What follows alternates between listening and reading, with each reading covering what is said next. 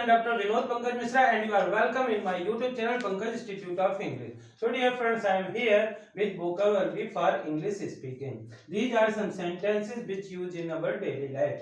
यह बहुत बड़ी चिंता का विषय है। यह अजीब बात है, क्या वहाँ पर कुछ खास है, क्या इत्तेफाक है या संयोग है, मैं इसे महसूस कर सकता हूँ।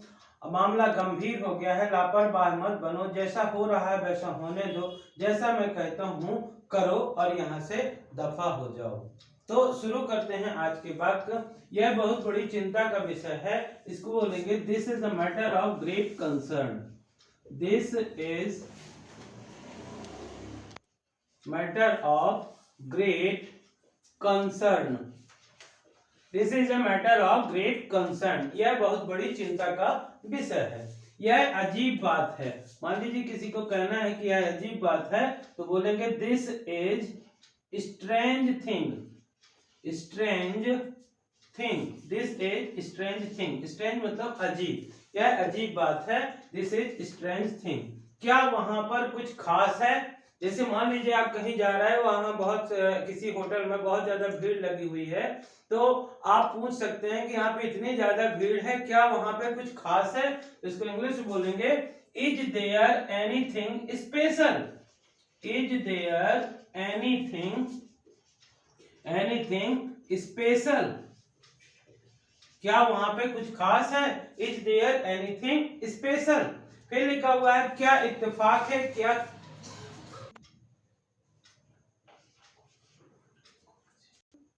यस क्या इत्तेफाक है या संयोग है? What a coincidence.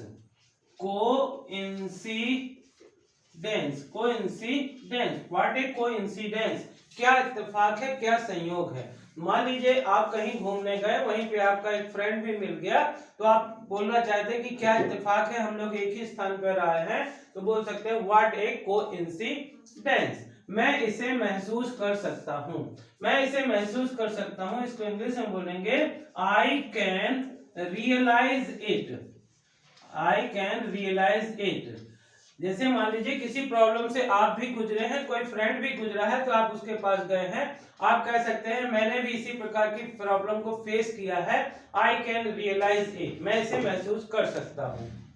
नेक्स्ट लिखा हुआ है मामला गंभीर हो गया है। मान लीजिए कोई बात है, बहुत ही ज्यादा सीरियस हो गया है और हम बोलना चाहते हैं कि मामला गंभीर हो गया है, बिगड़ गया है, तो इसको बोलेंगे मैटर टुक सीरियस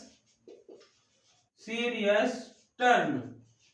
मैटर टुक सीरियस टर्न। मामला और गंभीर हो गया है, बिगड़ गया है। लापरवाह मत बनो। जैसे मान लीजिए आपके हाथ से कोई चीज गुम गई है, तो अधिकांशतः लोग यही कहते हैं कि चीजों का ध्यान रखा करो, लापरवाह मत बनो। तो लापरवाह मत बनो, इसको बोलेंगे डोंट बी केयरलेस। केयरफुल मतलब सजग, केयरलेस मतलब लापरवाह। तो लापरवाह मत बनो, डोंट बी केयरलेस। जैसा हो रहा है वैसा होने दो। कभी कभार क्या होता है कि आप बिना किसी से सलाह मांगे सलाह देने लगते हैं, तो लोगों को वो चीज पसंद में नहीं आती है और वो बोलते हैं जैसा हो रहा है वैसा होने दो। तो इसको इंग्लिश में बोलते हैं let it be as it is. Let it be as it is. जैसा हो रहा है वैसा होने दो। कभी कभार कोई व्यक्ति आपके अंडर आपके गाइडेंस में कुछ काम करते हैं, तो आप उससे बोलता है मैं जैसा कहता हूं वैसा करो। तो जैसा मैं कहता हूं वैसा करो, डू एज आई से।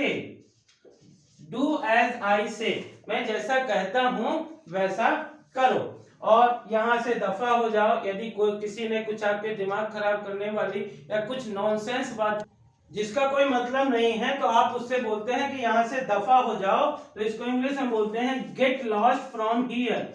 Get lost from here. यहां से दफा हो जाओ। तो एक नजर में फिर से देखते हैं। बहुत बड़ी चिंता का विषय है। This is a matter of great concern. यह अजीब बात है। This is strange thing. क्या वहां पर कुछ खास है? Is there anything special. क्या इत्तेफाक है या संयोग है? कोइंसिडेंस। What a coincidence. मैं इसे महसूस कर सकता हूं।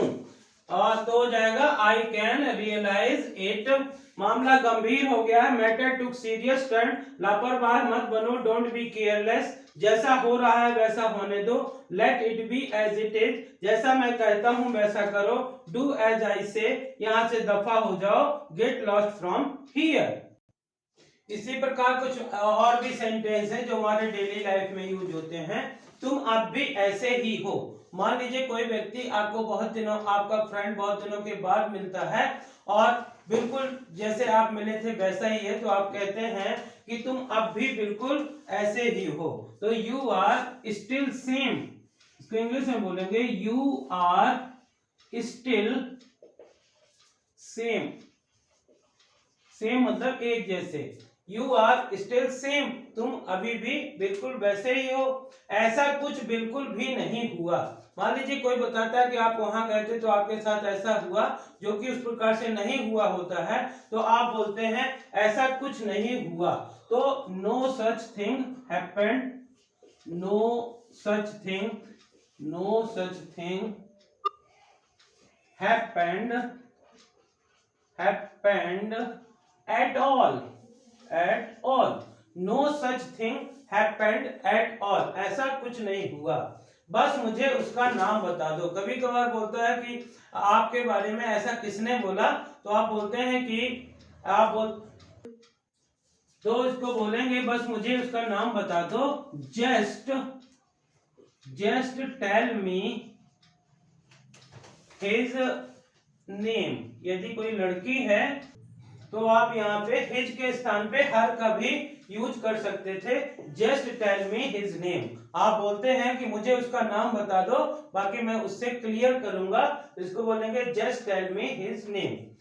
कभी कभार क्या होता है कि कोई व्यक्ति आपको ऐसी बातें बताता है जिसपे आपको विश्वास नहीं होता कि ऐसा भी हो सकता है, ठीक है।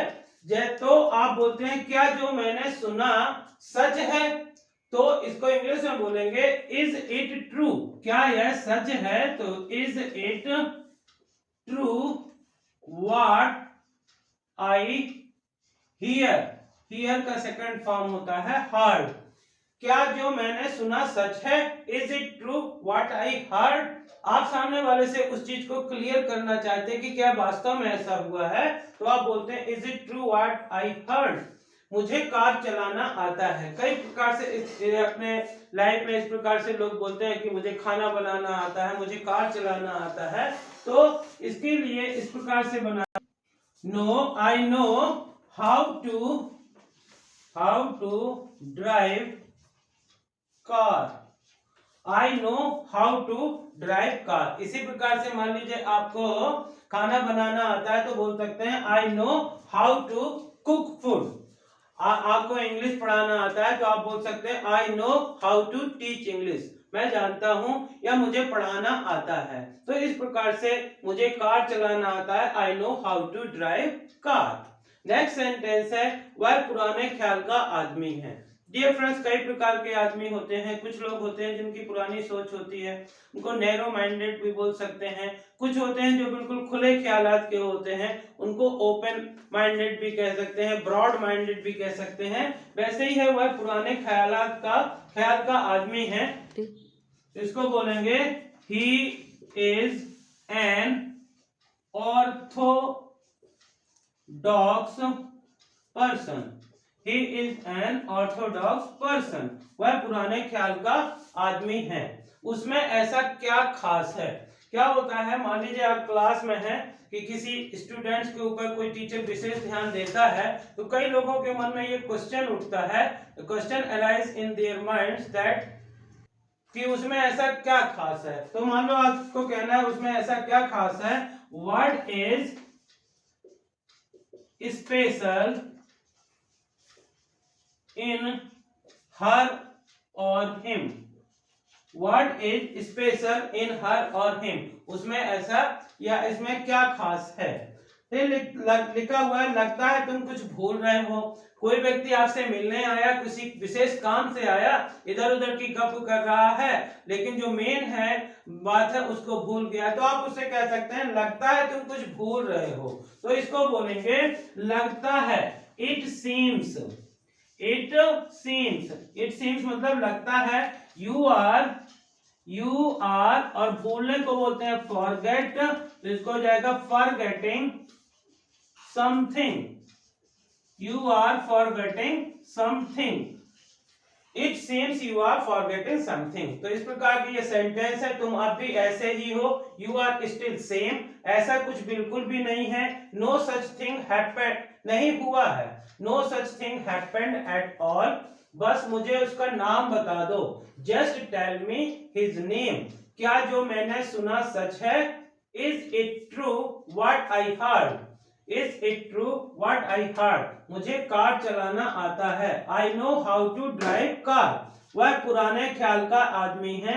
He is an orthodox person, उसमें ऐसा क्या खास है। व्हाट इज स्पेशल इन हर और हिम, लगता है तुम कुछ भूल रहे हो। It seems you are forgetting something. तो डियर फ्रेंड्स, इस प्रकार के सेंटेंस को आप कॉपी में नोट करिए और इनको अकॉर्डिंग टू सर्कमस्टेंसेस, परिस्थिति के अनुसार अपने डेली लाइफ में यूज करिए और इन सेंटेंस को सीखिए। तो डियर फ्रेंड्स, यदि आपको इस प्रकार के सेंटेंस पसंद आए हो तो प्लीज इन्हें लाइक तथा ज्यादा से ज्यादा शेयर करिए। और यदि आप चैनल के लिए नए हैं तो प्लीज इसे सब्सक्राइब करिए, बेल आइकॉन को प्रेस करिए तथा इन वीडियो को ज्यादा से ज्यादा लाइक करिए। और डियर फ्रेंड्स, मेरा एक वेबसाइट है डॉक्टर विनोद education.com, जिसमें कि different kinds of article, paragraph, writing notice सब देखने को मिलेगा। तो एक बार यहाँ पे विजिट करिए और घर बैठे मोबाइल से इंग्लिश सीखिए। Thank you for watching.